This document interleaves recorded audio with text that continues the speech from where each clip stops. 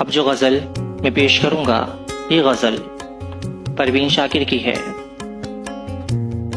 ये कब कहते हैं तुम मेरे गले का हार हो जाओ, ये कब कहते हैं तुम मेरे गले का हार हो जाओ, वहीं से लौट जाना जहां तुम बेजार हो जाओ। मुलाकातों में वक्फा इसलिए होना ज़रूरी है कि तुम एक दिन जुदाई के लिए तैयार हो जाओ। बहुत जल्द समझ में आने लगते हो ज़माने को, बहुत आसान हो थोड़े बहुत दुश्वार हो जाओ। बला की धूप से आए हैं मेरा हाल तो देखो, बस अब ऐसा करो तुम साये दीवार हो जाओ।